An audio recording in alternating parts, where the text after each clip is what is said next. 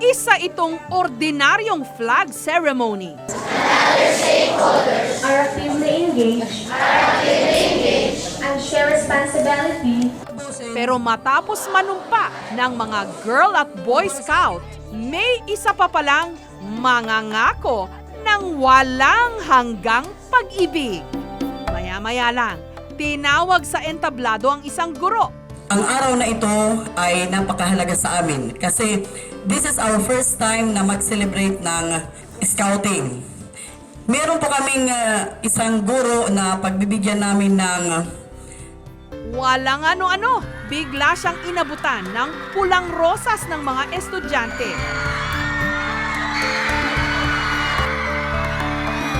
Ang hindi kasi alam ni teacher, nakaabang ang kanyang nobyong sundalo para abutan din siya ng bulaklak. Chocolate. Sweet as mama.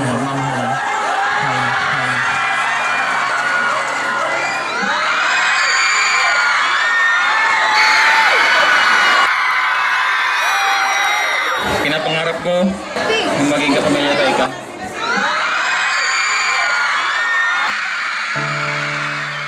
Ngunit ang mas ikinagulat ni Ma'am, biglang lumuhod ang kawal.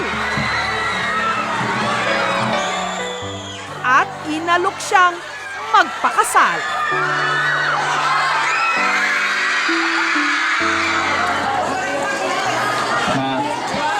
I love you.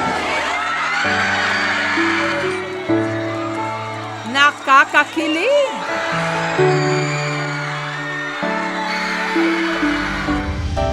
Ang proposal video na ito, viral na ngayon. Parang mga classic na kwento sa pelikula kung saan ang isang sundalo na in love sa isang guro.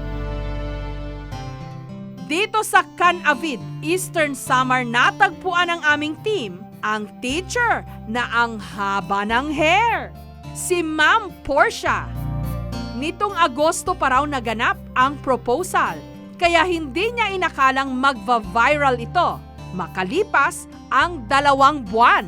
Nakakatuwa kasi maganda, positive yung result. May mga comment po na nagsasabi na, wow, ganyan, haba ng hair mo, te. Ikaw na. NBSB o no boyfriend since birth daw talaga si Ma'am Portia. Nakafocus lang daw siya sa pagtuturo sa mga bata. It's considered as a source of magnesium. Yung pananaw ko nga kasi, yung parang iniisip ko lagi na may destiny tayo, may tamang panahon. Aminado siyang na-pressure siya sa kanyang mga kaibigang sunod-sunod na ikinasal. Kaya't nilibot ang lahat ng mga simbahan. Ipinagdasal na makilala na niya ang kanyang Mr. Right.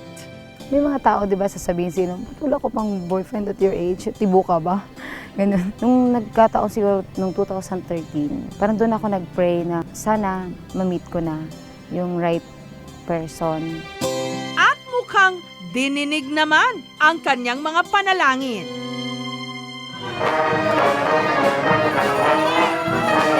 Dahil sa isang fiesta, June 2013,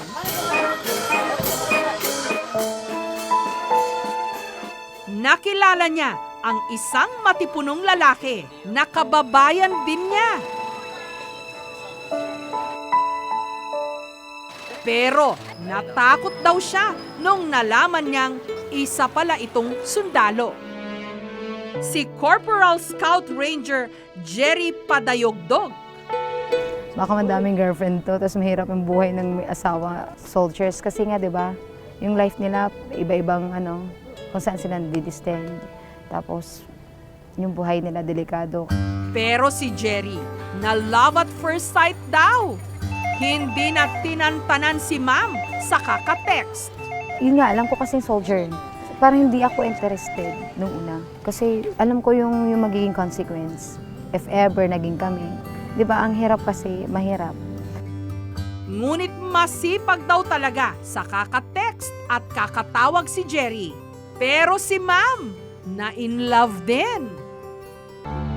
Para makasiguro kung ang sundalo na nga ang sagot sa kanyang mga dasal, humingi siya ng sign mula sa Diyos. Ang sino mang lalaking papapasukin niya sa kanilang bahay, yun na raw ang lalaking kanyang pakakasalan. Humingi ako ng sign na sana pupuntahan ako sa bahay, doon ako liligawan. Yung papakita na may respect sa akin at sa family ko. At Nobyembre nung nakaraang taon, matapos na puruhan ang Samar ng Super Bagyong Yolanda, dali-daling pumunta si Jerry sa bahay nila Portia para kamustahin ito. Umuulan daw nung panahong yon, kaya si Jerry nakisilong. Si Ma'am Portia, nag-alangan pa raw nung una. Naalala kasi niya ang hiningi niyang sign. Lucky siya. Siya yung unang pumasok sa bahay. Kahit ayoko talagang pumasok siya. Kasi pinipigilan ko talaga. Kasi sabi ko nga, kung sino papasok, ibig sabihin ito na yung sign na hiningi ko kay Lord. Kaya lang pinapasok siya sa bahay. At ang tindi niya, talagang nag-abang siya sa labas lang siya nakatayo. Nakakaawa din. Pero dahil nga umuulan noon, naawa si Ma'am Portia dahil basang-basa na ang kanyang manliligaw. Kaya pinapasok niya na rin ito. Dahil nadestino sa ibang lugar si Jerry dahil sa kanyang trabaho, buwanan lamang kung magkita silang dalawa. Gayunpaman, hindi ito naging hadlang. Hanggang nitong Abril, si Ma'am Portia ibinigay na rin ang matamis niyang oo sa matyagang sundalo.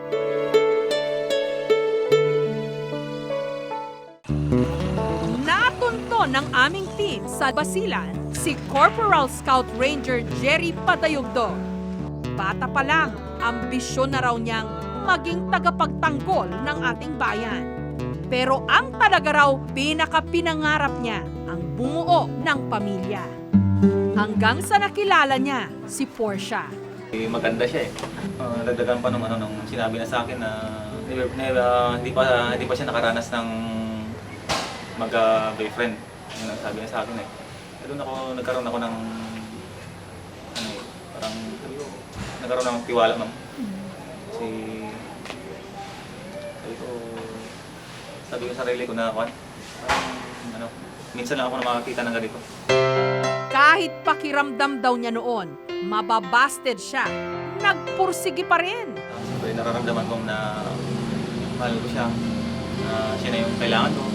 Kasi sabi nga nila, ma'am, hindi daw natuturo yung puso eh.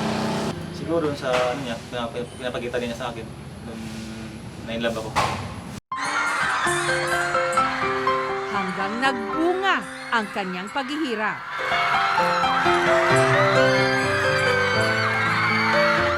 Ang sundalo ayaw nang pakawalan ang guro, kaya nag-propose na.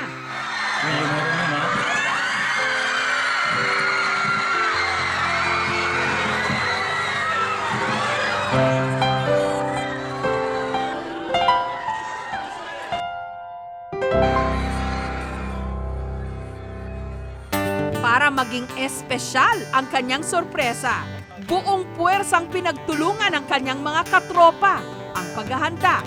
Yung naisip ko na siyempre teacher man siya, doon na lang sa school niya. Tapos naisip ko rin na mas maganda siguro na umaga, flag ceremony, ma'am. Medyo maraming mga ka-witness. Pati ang principal sa eskwelahan ni na Portia, kasabwat.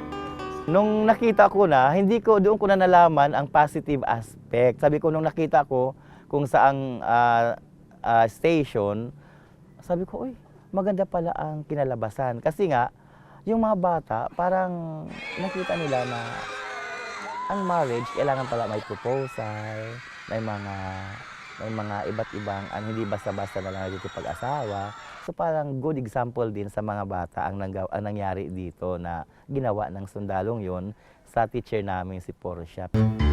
Sa darating na Enero, nakatakda na ang kanilang kasal sa Samar. Pinaghahandaan na nila ngayon ang mga detalye ng kanilang pag-iisang dibdib. Maraming salamat sa pagmamahal pagmamahal na binigay mo sa akin, pag-aalaga, sa pag-intindi. Lagi ka lang mag-iingat dyan. Lagi mo lang tatandaan na mahal kita. Hello pa. Ingat po lagi sa work and magpakatatag ka dyan. And always mag-pray, do not forget to pray and stay healthy. Siguro sapat na yung prayer na pinanghawakan ko tsaka yung love para mag-last yung relationship natin. Good luck. And thank you very much. Then I love you. Si Ma'am at si Corporal. Sa pagkukrus ng kanilang landas, tinuruan ang isa't isa na ang kanilang pagmamahalan buong tapang na ipaglaban.